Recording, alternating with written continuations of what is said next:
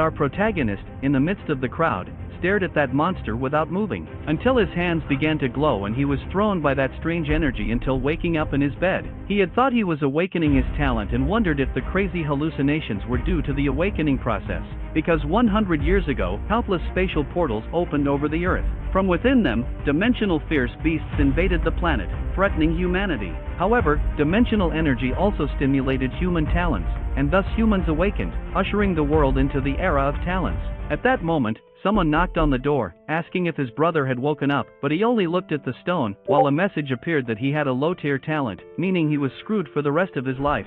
So, he wondered how he would be able to protect his sister in the future. Then, she opened the door, asking how his talent assessment had been. The protagonist disguised, saying it was excellent because his big brother would become a super powerful martial artist. The sister screamed, jumping, saying that her brother is the best, and left saying she made his favorite dish for breakfast. But, when she turned her back, a new screen appeared, asking what he was waiting for, but this screen shows his sister's stats, who has a dormant frozen talent. So, he didn't understand what all this was about. At that moment, his sister took his hand and ran because the food would cool down like this. But by taking her hand, other screens appeared asking if he would like to copy her talents. And then he was understanding, his talent can copy other people's talents, meaning our protagonist came more stolen than anything. In the kitchen, the sister said she made roasted pork, and they went to serve themselves at the table. While he thought that copying talents is a miraculous ability, but he can't test it on his own sister, even though the ice talent is extremely rare. So, he ate thinking of his parents because if they are seeing this, they can rest in peace because he will become the most powerful. Afterwards, our gothic protagonist was in the middle of the street because he will test his abilities. By using the ability, he realized that the distance to see talents is 3 meters, and with that, he sees everyone's talent around him, but he was thinking of copying at least a medium tier one. So, he had the idea of taking a look at the academy, but the problem is that he can lose this talent if he copies another. Then, we're at the 5th base of the Linhai Academy because this place must have plenty of people with medium tier talents, but with this ability,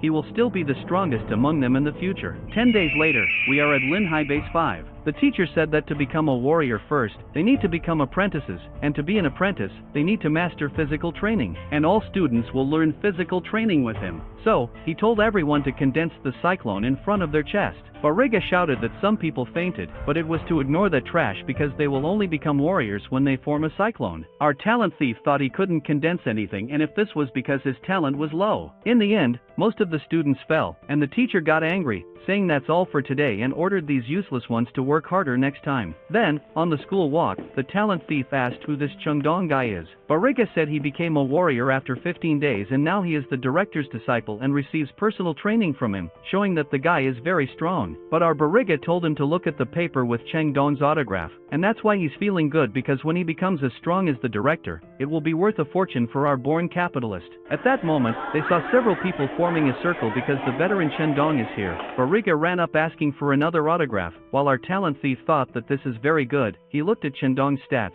who has a medium tier talent. So, our Gothic also went to ask for an autograph. Chen said in the middle to stop with autographs, otherwise he will become a laughingstock later. So our thief asked if he couldn't shake hands instead. Bariga greeted first along with several people, until it was our Shadow's turn. He shook hands thanking because he got it. Then it got dark, and the system asked if he wanted to merge the medium tier talent. He was still unsure of what to do, but decided to activate the fusion. At the same time he concentrated, he felt a crushing pain in his chest. It felt like it was about to jump out. He wondered why this was happening. It's very painful to merge a talent like this. Thunder fell and he was finally ready. He was reborn and changed his talent to medium tier, so the pain was worth it. Another system screen appeared saying that the copying ability cooldown is 30 days.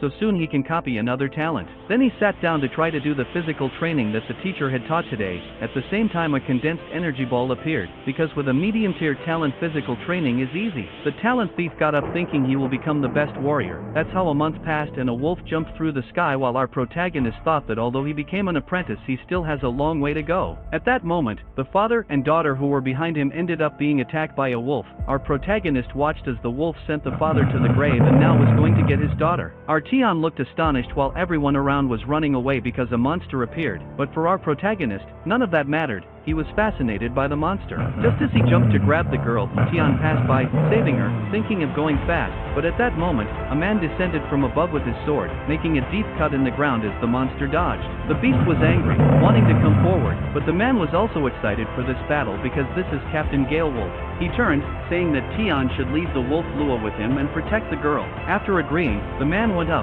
crossing swords with the monster's claws. He covered the girl's eyes so she wouldn't see what was happening, but it didn't work since she saw her father being attacked. The man up there said the wolf is strong, but not to forget that he has allies. At that moment, several people appeared surrounding the wolf Lua. He dodged, fleeing from the group and going towards the captain, who cut him with the sword. The others wondered if he died, but the wolf exhaled energy, changing color. As he fled, the captain said he wouldn't escape because right behind them is another person who just shot an arrow right in the wolf's face. As they brought down the beast, the captain was happy, saying he is too weak for his group. But Tian, who saw all this, noticed a different screen talking about the monster's speed and blood talents. At that moment, as the monster tried to get up, the captain ordered his team to step back. But our talent thief was thirsty, thinking this is his opportunity. At that moment, he passed in front of the captain, delivering the final blow to the wolf. And so the monster's talent was successfully copied while Tian fell on the back of the frenzied monster. He began to punch the monster like a madman until stopped by the captain, saying he is already dead. But he was still focused on something else. The talent copy worked. The captain shouted for his team to clean up the mess and said this young student is very good and can't wait for him to become a martial warrior. Then, with a crazy face, he said he understood. Later at home, he washed his bloody hand because his sister would worry if she saw it. He opened the door, entering the house and saw she was asleep. Then our thief smiled, saying that today was the first day he saw a monster with his own eyes. He covered her, thinking that to protect his sister, he needs to become a martial warrior as soon as possible. Later in the room, he wondered if the monster's talent could be fused into a human body. But he was serious, even if it was painful, he needed to get stronger. So he put a cloth in his mouth because no matter what it costs, he will endure. The copying began, and his bones hurt as if they were being cut into pieces until the next day he woke up startled asking what happened. He kicked, seeing that his legs and movements were much faster because in reality, the copy was a success, and our monster is getting stronger and stronger. So in the forest of the 5th Academy, you could see a bird, a plane. It wasn't our talent copier polluting the sky. He thought it was incredible as he ran through the forest because the speed of the moon wolf is incredible. He jumped on a rock and began to meditate while saying that his speed is compared to warriors, but his skills still need to be stronger, meaning he needs cultivation acceleration. At that moment, Belly arrived calling Tian. He said his friend was training hard because he is already an apprentice. But he comes like a charlatan, asking if he wants to improve his skills faster, and asked if he has drunk the blood of a fierce beast before. And since no, Belly Zhang said he improved faster than him because he tried a bit. So, he was amazed but at the same time disappointed because that wolf was gushing blood, and he didn't even know. Then our friend said there is a way to get the blood, and all this is because the authorities of the Seafrong base opened a wilderness area outside the city to conduct tests for the 5th Academy, and the price for this test is the blood of a fierce beast. Besides, the level of the area is very low, so it's worth our talent thief trying, and that's why Zhang called him to his team because then they will hunt the beasts together. But he already made a face like he doesn't want anything in life, while Zhang kept asking what strange expression is that. Tian apologized because this time he will go alone as a lone wolf waiting for his dinner, and all this is because it is easy to stand out in a team, and if his talent is exposed, it would be a disaster, so it's better to be alone. Now, a month later, at the 5th Academy, one of the men asked why he came to register if he didn't even receive the invitation to the exam, but the talent thief said he has already become a martial apprentice, so he is qualified for registration. He laughed saying that these brats could live longer and threw the paper in his face because that's the liability waiver for his life, since if he wants to take this exam, he needs to sign the waiver, and shouted saying that if he's afraid of dying, he should leave and stop wasting his time, but he smiled because he will have fun and get stronger within this exam. After showing Tian's sister waking up, she got up calling her brother to wake up. When she went to the dining room, there was a note saying that there is an academy event happening, and he will take 3 days to return, so she was worried about what will happen. At that moment, the crows sang around the destroyed city that was full of warriors who will participate in the exam. Zhang said these are all the top students from the 5 academies. On the other side, one of the men said the trash from the 5th Academy still dare to come take the exam. The blonde guy next to him said that the young man can hunt both beasts and other humans during the exam, so the more weaklings there are, the better for them, and that's why he smiled, saying that the weak will be hunted tonight. Zhang said that the one in front is Mo Xiaobei, one of the geniuses from the First Academy, the strongest of this generation in the Mo family. In the next moment, another person appeared exuding his energy, and this man told Mo Xiaobei to bring his ass over here because today he will be cut into pieces.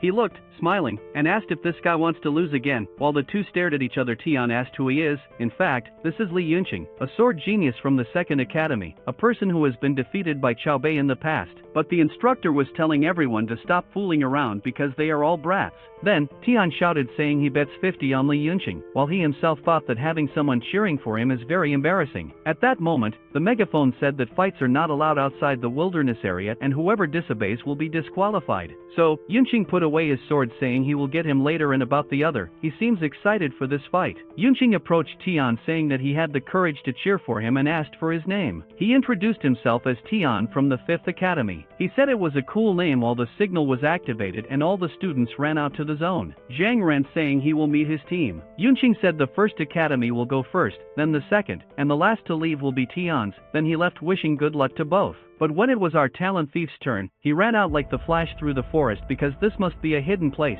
The system window appeared asking if he wants to merge the talent with the sword, and when he accepted, his arms seemed to be torn off. It was immense pain, but he needed to get stronger. Then, sometime later, he was finally ready and was already testing his new ability by cutting down all the trees in front of him because now he has a speed cultivation talent and a sword talent, meaning our monster is getting very strong. The communicator said that all 4 academies enter the wilderness zone and now the 5th academy could finally enter. Tian walked through the wilderness until he came across a giant snake. He drew his sword, jumping up, and at the same time descended, cutting the snake's head in half because our talent thief is very strong. He took the snake's eyes thinking he earned a grace point. While he put them away, he said that the more wild beasts they kill, the higher the rank will be, and that's why we still have a long way to go. So, he jumped, thinking about hunting more wild beasts.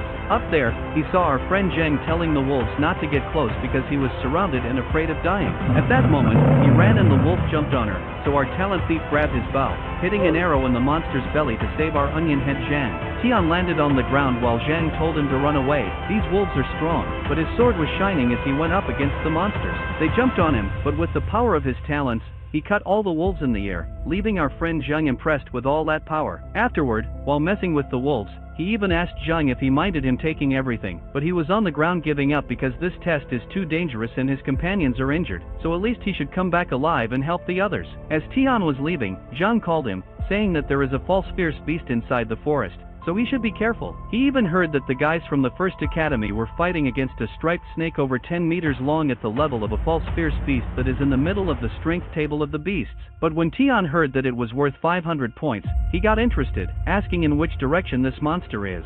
Zhang said it was southeast, so the talent thief ran with his speed because he will kill this monster first.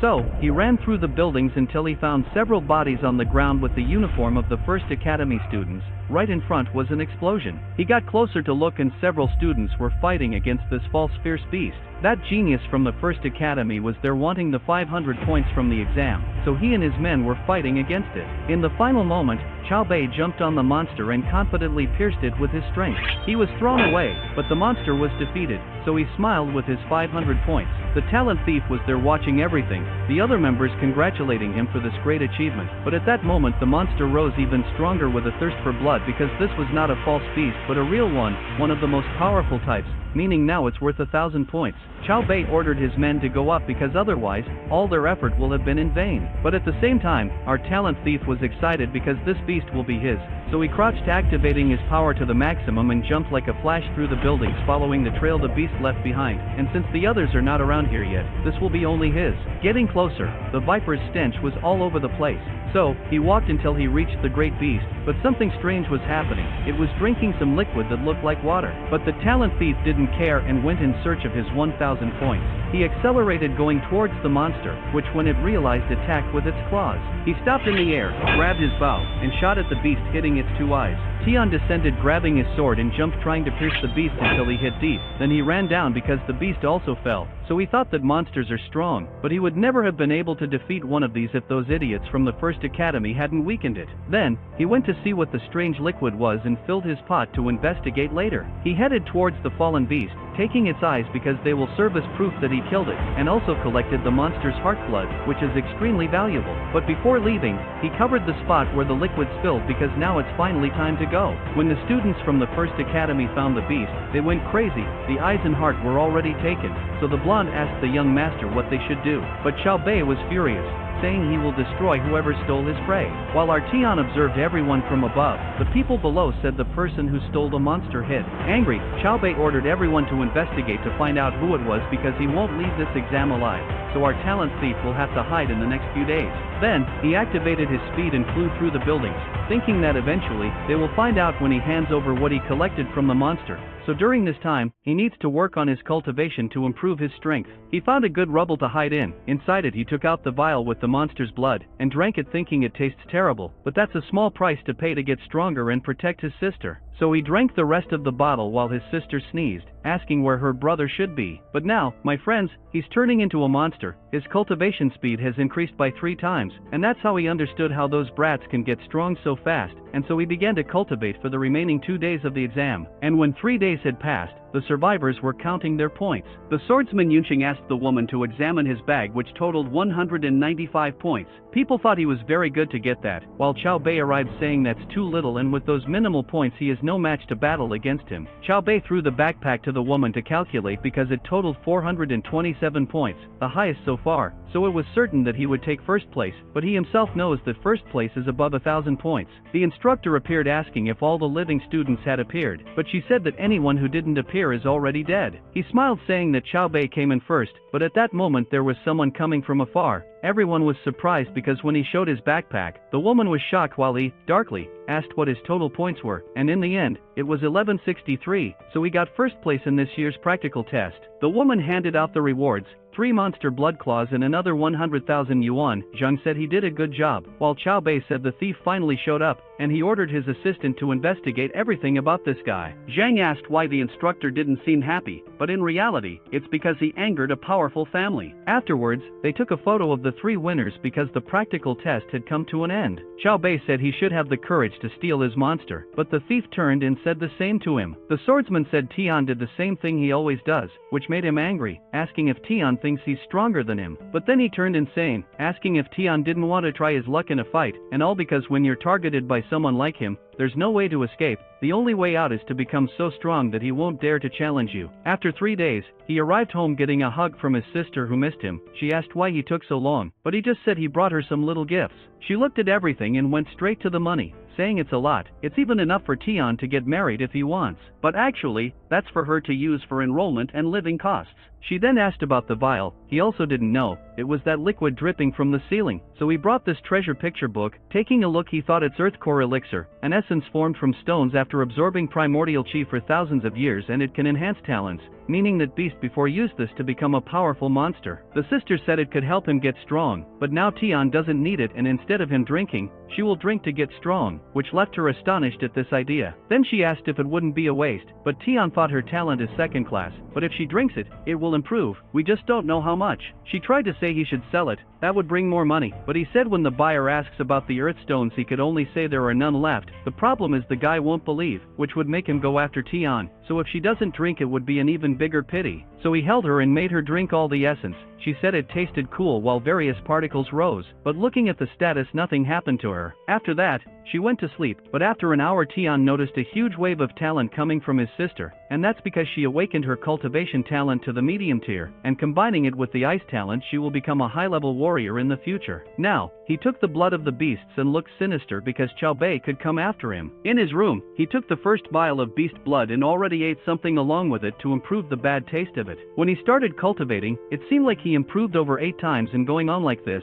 if he had enough blood, he would be able to reach the level of a warrior within a month. The problem is there are only 2 claws left. So, 10 days later, at the 5th Academy, he was cultivating to increase his strength, while Zhang ran calling for him, talking about Qiao Bei. Tian asked if he's here for a duel, but it wasn't that, he's on leave to pursue the level of a warrior, and because of that, he sat back thinking it will take at least a month for Qiao Bei to reach the level of a warrior. Zhang continued saying he will become a warrior to come after him because he's a disciple with a lot of resources and bottles of blood to get strong, and because of that, he knelt saying he will take care of things when Tian leaves, but he was calm because with his evolution he will be able to face a warrior in a month. After a while, it showed the Mo family. A big explosion happened as the assistant congratulated the young master because he reached the level of a warrior and was very powerful. The women dressed him up, while his father appeared congratulating him because he finally became a warrior, and this is Mon, the foundation of the Mo family's wealth, one of the 10 elders of the association, and that's why Qiao Bei confidently said he will never embarrass the Mo family, and that's why even the family elder said to reward him personally. He knelt down saying all this is thanks to him and the help of the elders, but before leaving, his father told him to eat later because he prepared the food he likes. Then, he asked his assistant if he investigated the thing he asked before entering, so he said that Brat has no parents or family to count on, so they can beat him without mercy, and that's why he ordered to find someone to send Tian to the grave. The assistant said the Mo family cannot get involved even if it's powerful, but actually, it was to find a shadow killer unconnected to the family. He even asked if it was worth all this for a poor boy because all this would cost at least $1 million, but Qiao Bei said only a few families can prosper while others remain below, and that's because when they discover a genius among the poor, they get rid of him before he becomes a problem, and that's why the 5th Academy exists, not to cultivate talents, but to conquer the weak. Then, it showed the talent thief flying through the sky cutting stones in his training at the academy, and as the weather was bad, he went straight home. But at one point, he stopped and, atop a pole, he saw a status window, with the name Lion, inferior cultivation talent, novice shadow talent. Then, the window closes, and a shadow swiftly approaches Tian, who manages to see it and defend himself. Tian asks who the fellow is, and he says he came to kill him. Tian thinks he's an assassin hired by Mo, but doesn't understand why, since now he's a martial warrior and could easily confront him in person. So he didn't understand why he did that. Tian faces the man, but he possesses shadow talent, which makes him invisible. The man reappears behind Tian, but he quickly dodges. The man is surprised and says how can an apprentice be so fast? Tian says now it's his turn to attack, but the man becomes invisible again. He said that would be a challenge for any ordinary person, but not for him. He attacks the assassin in the air with his sword. The man is impressed and says not even an elite martial warrior would be able to see through his talent. He asks Tian how he did it, and he responds that if he wants to know, he must first say who sent him. The man grabs his dagger and says he'll kill him first, but Tian manages to dodge quickly and pierce him with his sword. The dying man says he's truly impressed, as he had never faced someone so powerful, and reveals that it was the Mo family who sent him. Tian approaches, copies the man's shadow talent while uttering Mo's name. A shadow aura surrounds him, and he feels stronger. After copying the talent,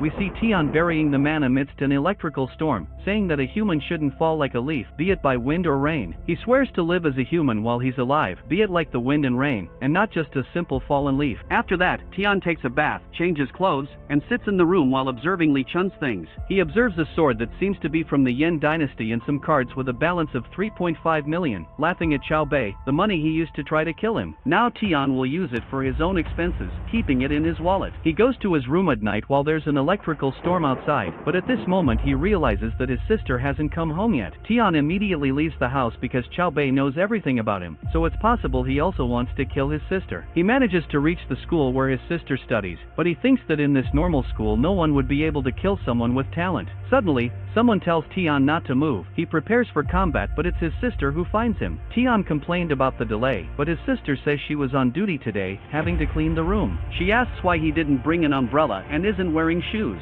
Tian responds that he forgot because of the rush he was in. His sister asks how he did that cool move while they were walking down the street. But in a black car, Qiao Bei watches them, wondering if Tian is still alive as they head home. Tian buys a sausage for his sister while they decide what to do. At that moment, Tian realizes they're being followed. Arriving home, his sister asks him to set the table, which is already prepared, but Tian looks out the window and sees a black car outside, watching. The next day, while his sister is in class, Tian is vigilant and notices that the black car has been been following them for 3 days. He thinks there are indeed intentions to harm his sister. However, the car drives away. Tian decides to follow it. Quickly, the car stops at a building under construction, and Tian can sense that Xiao Bei is here. Inside the building, they are beating a man while he watches from afar. That man says he doesn't have the money he owes and asks to be released. Xiao Bei says if he doesn't pay today, his debt will double tomorrow. After all, it's not easy to borrow from Xiao Bei. That man says the interest rates he imposes are too high and he has children and elderly parents to care for. At that moment, his bodyguard arrives and asks if there's any news about the shadow assassin. Tian can see and hear everything, as he's invisible. The bodyguard says he will communicate again with the assassin. Tian confirms that the assassin was sent by Xiao Bei. He himself becomes furious and says people might think that money received by descendants of rich families like him is easy to be fooled. After that, he kicks that man to death. He asks the bodyguard if he has found someone to take care of Tian's sister. He replies that they were thinking of a friend who just got out of prison, but it seems that leaving other people in charge of things goes wrong. So, he says he will do it himself. Xiao Bei smiles and punches his bodyguard, saying it's his punishment for not doing the job properly. At that moment, Tian summons his primordial weapon and descends from the ceiling, leaping over Xiao Bei, cutting his body in one strike. He falls to the ground as his bodyguards watch their dead master. One of them realizes he's using the ability to conceal his body and asks if he's the shadow assassin, but soon realizes that's not the case. Tian reveals himself as the talent thief, the future most powerful of all. The bodyguard asks how he can do this, because according to their investigations, he's a failure with little talent, but Tian just takes a deep breath and jumps on him right away. This way, the bodyguard shouts that he can't be attacked as he's being cut by the talent thief from top to bottom, because he's getting stronger than before. Then, he cleans the sword with a cloth from his pocket and sheathes his swords. He puts on the hood and declares he's not an easy prey, and they should blame themselves for choosing the wrong person to torment. An hour later, several cars arrive at the scene. Mo's father, with clenched fists, asks who killed his son. A servant says they found something at the scene. Apparently, he killed Xiao Bei. It's a shadow assassin. The father wonders who had the courage to hire a shadow assassin. As he observes the cloth Tian left earlier, a man approaches,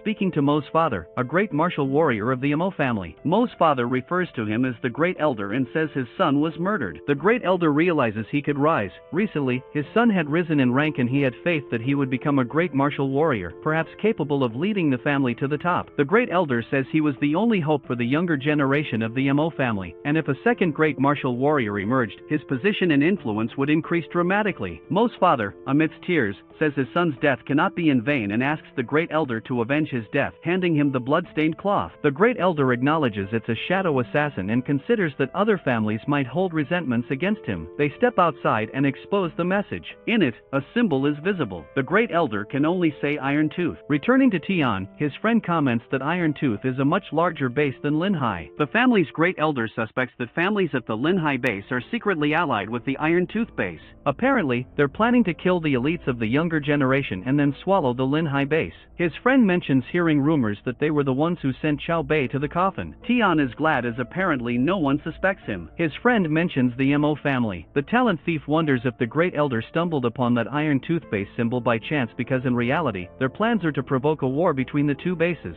The next day, at 4 a.m., Tian gets ready. This wakes up his sister who asks where he's going so early. He says he plans to go to the training zone to increase his strength. His sister says he just came back and wonders if he'll be okay alone. Our talent thief tells her not to worry. However, his sister rushes and hugs him from behind. A moment between siblings, undoubtedly foreshadowing that something is about to happen. After that, Tian leaves and arrives at a place that looks like an oasis in the middle of the desert. He mentions there are high-level monsters in the area, but Tian knows, with the level he has, he'll try to find the lower-level monsters outside. He can't risk provoking the higher-level ones. This time is his opportunity to become a martial warrior. However, suddenly, he feels a tremor in the earth. A monster appears. The status window opens. Fierce Beast Iron Cow, bloodline rank, weak level, low-level defense talent. Tian doesn't hesitate. This monster might be easy to kill, but it sees him and approaches to confront him. Tian prepares, drops his backpack, and goes for the monster. He summons his blades and strikes the monster, but it activates an energy field that blocks his attack. Then, it emits a roar that throws Tian against the rocks.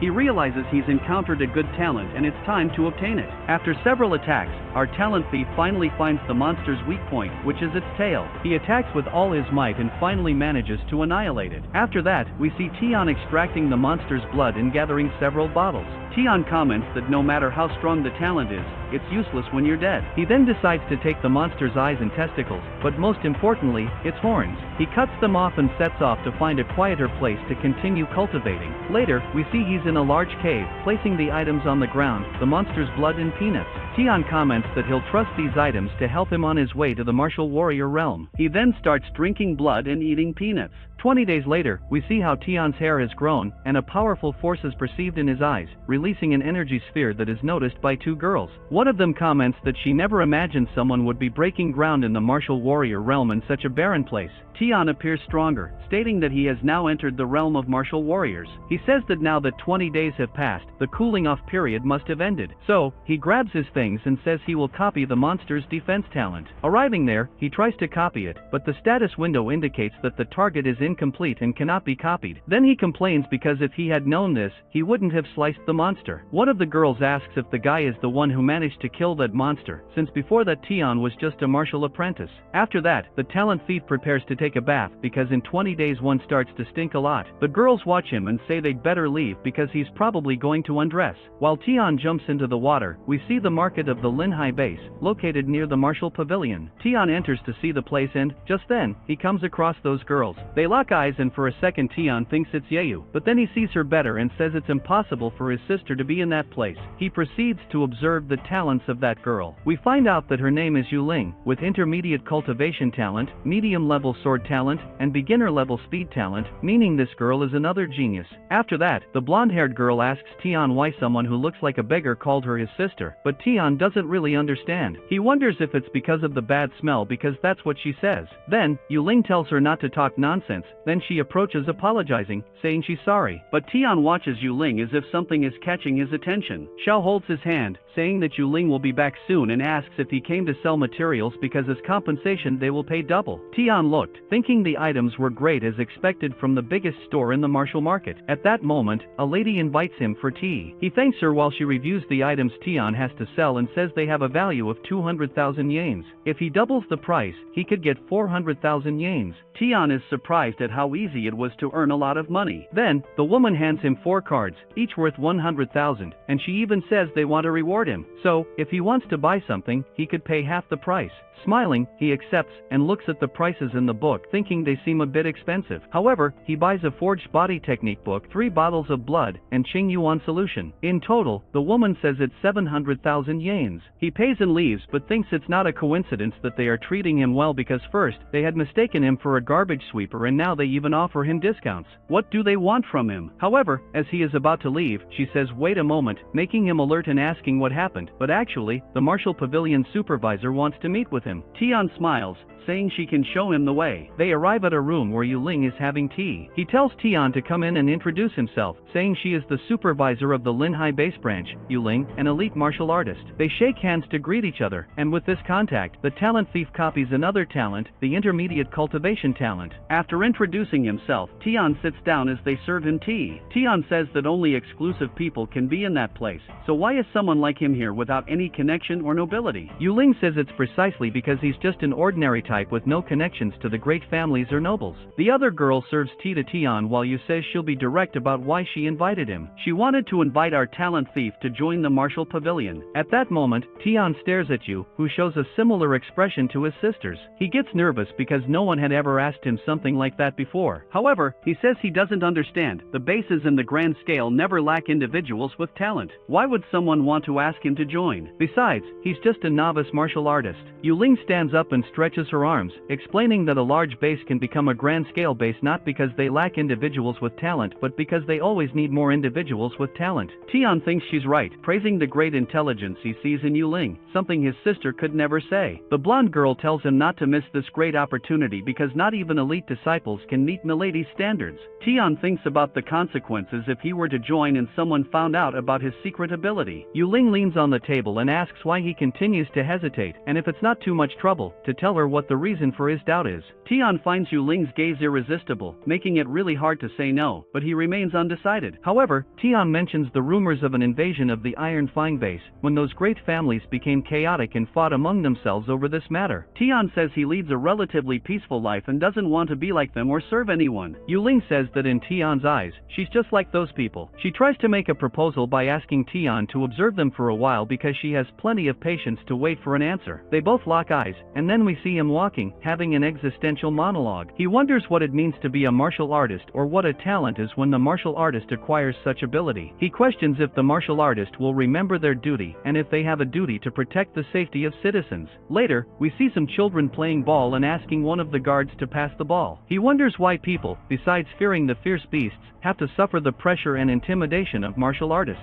Tian believes that those who become martial artists end up corrupting over time, deviating from their purpose and may even become a menace to society. However, Tian considers that he needs to become stronger. He still has a long way to go, so he opens the status window and begins to merge the intermediate level talent. Now we see Tian, who has returned home, telling his sister that he has arrived. She is surprised and rushes to hug him, saying it's only been 20 days since they last saw each other and that he seems to be in better shape now. Tian responds that of course, now he is a martial artist. His sister says she is very happy, and Tian calls her silly, saying to wait until her talent awakens when she will also become a martial artist. He mentions that in the future, she will find a treasure that will help her enhance her talent. We see the status window, and the beginner level ice talent has not yet awakened. Suddenly, his sister grabs scissors and says she will cut his hair. Tian is surprised, and his sister tells him to look at his hair, which looks like that of a beggar, and that after becoming a martial artist, he needs to take good care of himself. His sister grabs him by the shoulder and makes him sit. Tian responds that he is fine and would like to have the same haircut as before. When they were children, it is shown that the girl is cutting her brother's hair, and the boy has a terrible look on his face.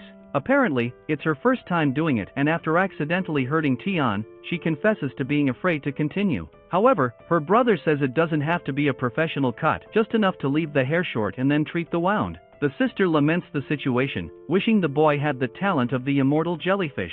This ability has the power to heal wounds almost immediately. Tian tells the girl not to worry. When he awakens, he will gain a recovery talent or something like that, so he won't get hurt and he'll be able to take care of her much better. Back to the present, the protagonist remembers this story, especially the part that mentions the immortal jellyfish. That monster would be the solution to his problem. So, in a hurry, the young man searches for the book that had more information about the creature. In the book, several characteristics of the jellyfish are mentioned. It's an aquatic beast with healing talent and is located in the Lake of Death. By the name of the place, it seems to be a very peaceful place, perfect for a family outing. The girl snoops on her brother, seeing the contents of the book.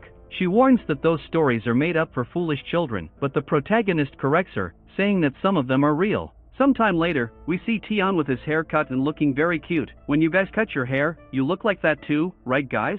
As he walks, he wonders how strong a body technique that only martial warriors can practice is. In the book, there were many variations to train, from basic to advanced. Since the talent thief is clever, he soon realizes that he can't start the academy by lifting weights of 1 ton. In that situation, it wouldn't be much different. The ideal is to start from the beginning. During his training, the boy realizes something. His absorption rate in the past was very slow, but now that he has a bottle of intermediate beast blood, he will be able to test his full absorption capacity. By drinking the monster juice, his cultivation rate triples.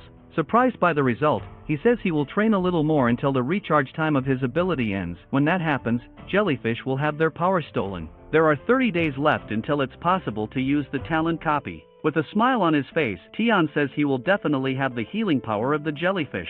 In the martial pavilion, the protagonist enters all-powerful. A blonde girl welcomes him, and soon recognizes the customer. The most powerful Tian was in her presence. The young woman approaches and says he must be there to look for the miss, but that wasn't the reason for his visit. In fact, his goal is to buy something. Noticing the haircut, clothes, and height of the boy, the girl swoons. What a handsome man. It's guys, what a hack can do in a person's life. If he wants to buy something, it's better to follow along to speed things up. The protagonist asks if the store has the map of the Lake of Death, and it seems they do. Shortly after, Tian already had the map in his hands, imagining the amount of talent he will be able to copy. Then he asks the price of the item. The girl responds that it costs 100,000, as money is not a problem. The protagonist says he'll take it. The blonde begins to worry about how dangerous that area is. Even elite martial warriors have difficulty in that place. She hopes nothing happens to Tian. Already at the Lake of Death, we see the protagonist enjoying the scenery. From the atmosphere, you can sense all kinds of danger. Suddenly a tornado appears. Could it be a beast? Anyway, Tian decides to become invisible for a while. As he climbs a mountain, the protagonist sees strange movement, and suddenly, the girl from the pavilion and an old man leap from the water alongside a giant alligator that sought to devour them. That monster is a beast of maximum rank. The old man trembles before the beast, believing they wouldn't be able to escape. He tells the girl to leave first. She seems concerned. Tian observes the complicated situation and decides to help. The woman advances on the monster and activates a secret technique that makes her even more beautiful. In a moment, the crocodile was split in two. This ability seems strong. The girl cuts through everything in her path. Although this should be expected, Yuling is an elite martial warrior. When using this power, the girl compares herself to a great warrior. The protagonist himself asserts that at that level, not even 10 of him could handle Yuling. Is she too much for Tian to handle? The old man is not in a good situation, as he has just lost his leg, yet he tells the girl to flee because her technique won't last long, and the item they are there for is more important. If she doesn't flee, she will have sacrificed several lives for nothing. The girl doesn't know what to do exactly. It is said that 10 people died submerged. What is the nature of this treasure to be worth sacrificing so much? Amidst the escape, Yuling's ability deactivates, causing fatigue to take over her body. Quickly she falls to the ground and her precious item is thrown away. On the ground, she is surprised by the silhouette of a mysterious man. Her nearsightedness affects her vision, so she cannot recognize who is before her. Our talent thief goes straight for the treasure first. The girl tells him not to touch it, but the talent thief tells her not to worry, he won't steal anything.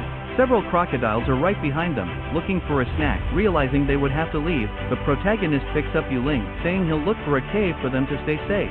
Looking at the girl's face, we notice her resemblance to Tian's sister, except for the black mole on her face. The protagonist even tries to remove it but realizes it's real. Speaking like that makes it seem normal to have an artificial mole on the face. I've heard of facial harmonization and even hacks to improve appearance, but this is new.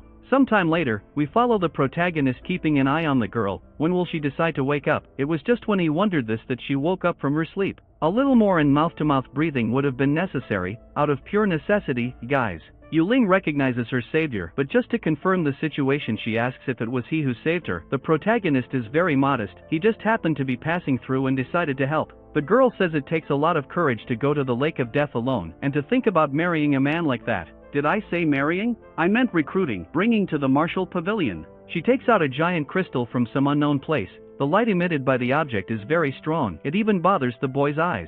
She explains the usefulness of that light stone, basically serving as a lamp. The protagonist asks where that came from, but before continuing the conversation, the girl needs to take a sip of yogurt. Thoughtful about the technique used to carry equipment like those, Tian wonders about the possibility of it being a spatial talent, but dismisses this theory because among her talents there was nothing like it. After finishing healing, she tells the boy to get up, but only if he wants to know how she carries those items. So, the girl shows a very small bag, but when she puts a much larger bronze chest in it, the object is sucked into the bag. Now the situation is clear. It's not about an ability, but rather a spatial artifact. The girl doesn't stand still and offers a proposal to our guy. If he becomes a member of the martial pavilion, he will have one of those bags for personal use. Our thief doesn't even pay attention and says he's going to sleep. Yuling even grinds her teeth, prophesying the day she will recruit him. Tian imagines that bag had no value for him, just copying a spatial talent would solve the problem. The next day, our man wakes up and realizes the girl is gone. Beside him was a red box. When he opens it, he sees a mid-rank training manual, 10 bottles with high-grade blood, and finally, a measly 10 gold cards worth 1 million each. Imagining if all this is for him, the only thing he can do is thank the girl for the gifts. In this case, there will be changes in his plans. Now with so much quality material, he will only look for the jellyfish after becoming an elite martial warrior. 4 months later, the talent thief is sitting with an energy ball in front of him. Suddenly, a manifestation of his evolution occurs. He has just reached the elite realm. Finally, it's time for the hunt. When he leaves the cave, he finds several tombs, which must be of Yuling's companions. With the amount of beasts, there must not be even the bones of the men left, yet she took the trouble to do that out of respect for their sacrifice. It's a very kind act. Looking to the side, the protagonist notices the presence of an umbrella, but it doesn't seem to be a common object because the old man who was with the girl was the owner of this item. Wondering if it still works, he picks it up from the ground and raises it. A moment later, a water bubble forms, blocking the passage of external things. With this, the protagonist will be able to enter the water without problems, so he wastes no time and dives in. The speed of movement also becomes apparent. With umbrella in hand, he seems to move faster. Using his shadow talent to become invisible, Tian notices the presence of an intermediate level creature. There seem to be several monsters around. It's good to be careful. The boy decides to dive even deeper. Suddenly he's attacked by a tentacle. Paying attention to the creature that struck him, he realizes it's an immortal jellyfish, precisely his target. Drawing his dagger, the protagonist quickly reacts and cuts off one of the monster's tentacles, but the creature regenerates instantly. The jellyfish counterattacks, the boy braces for the blow.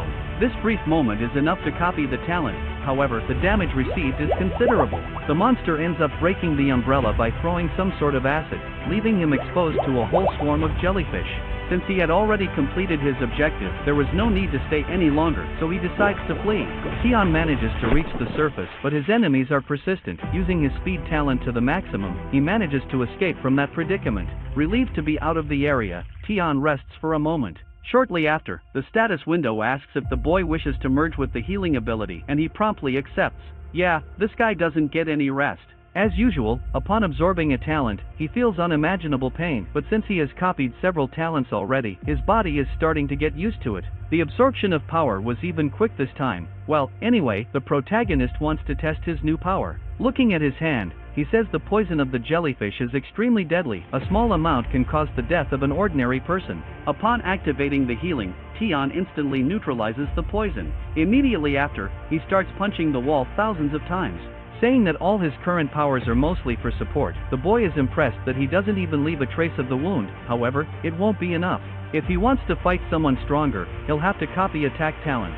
It's time to go back home. Inspecting some techniques, he looks for something strong. But he's moving too much while reading. His sister can't cut his hair properly. Our boy apologizes and continues his research. In the book, there are some techniques like that of the mighty ant, a low-ranking beast specialized in combat. When launching a collective attack, even great martial warriors feel difficulty. Tian liked this ability. The protagonist returns to the martial pavilion. The blonde greets him saying it's been a long time and asks what the boy needs. He wants a corpse of the mighty ant. The blonde thinks the boy is sick. Usually ants are used to invigorate health. Anyway, it's not possible to sell the body because there's none in the shop. However, there is some information she can provide. The Linhai base and a median base are building a trade route, but there are many beasts between the two. Precisely a nest of mighty ants is inhabiting that region. Our talent thief questions if this median base wouldn't be the iron prey. Thinking a little about it, he concludes that they must be. After all, they are the only ones in that area. The girl confirms his theory. Furthermore, she continues, the two groups are separated by about 100 kilometers.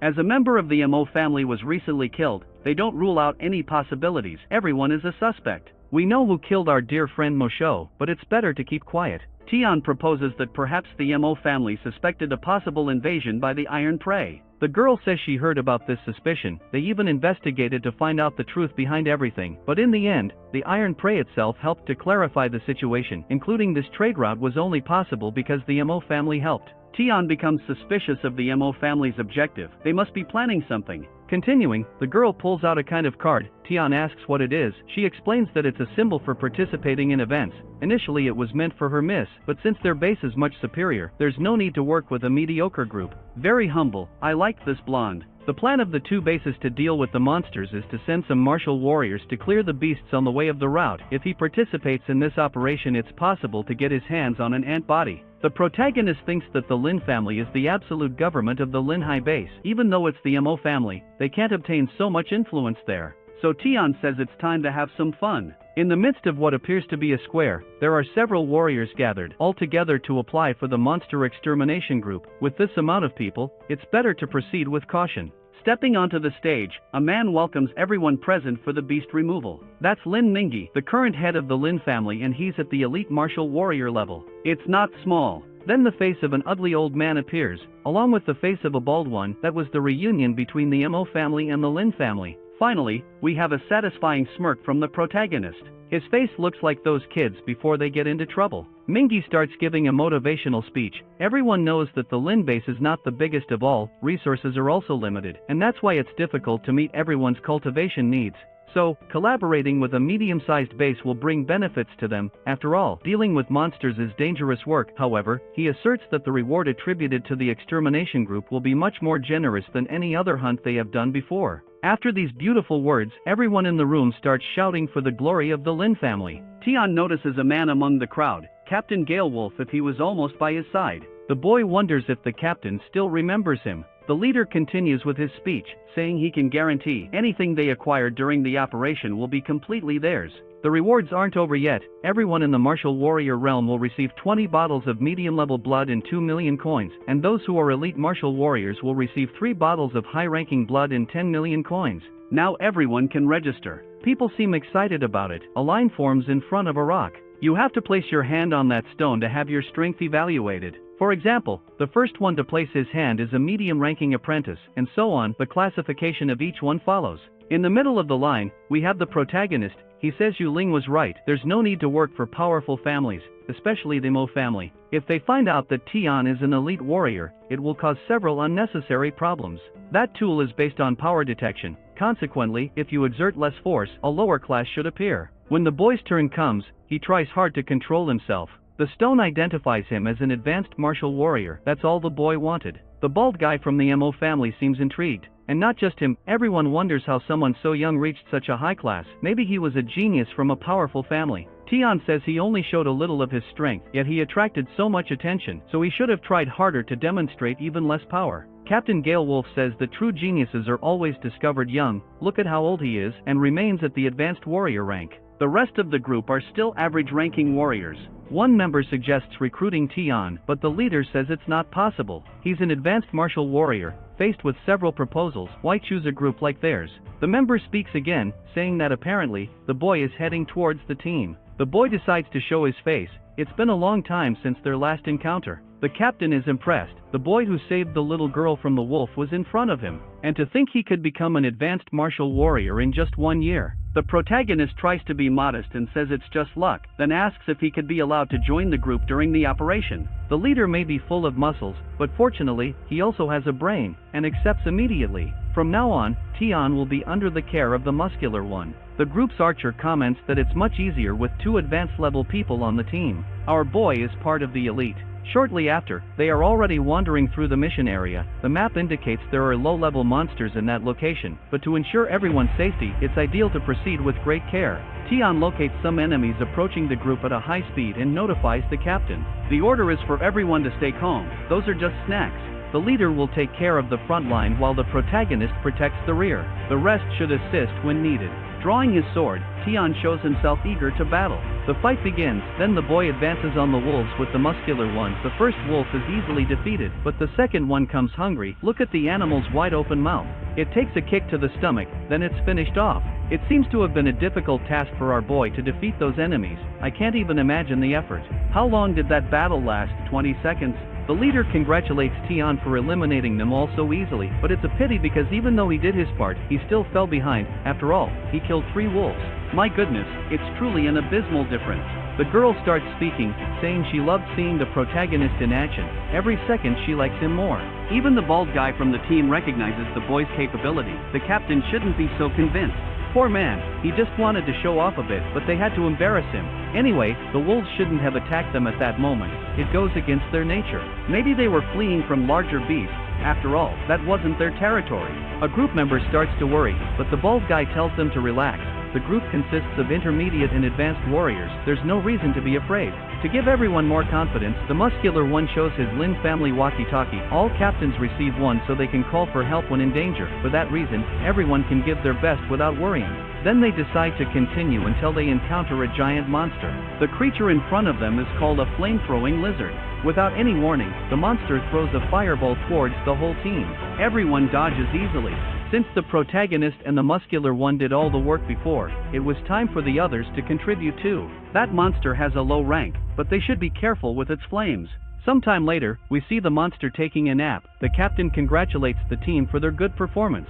It seems they came out victorious, but not unscathed. A guy was about to start boasting, saying finishing off that beast was too easy. But some wouldn't be a problem. After saying that, a huge fireball would hit him from behind, and it would surely send him to the cemetery if Tian didn't use his speed ability to save the man. There would be no escape for sure. It seems it's not over yet, several lizards appear. They're probably seeking revenge for their lost companion. The captain uses his walkie-talkie to report the situation and ask for help, but it simply doesn't work. All the teams ignore his request. Unfortunately, our friend expected too much from the Lin family. They didn't really care about anyone.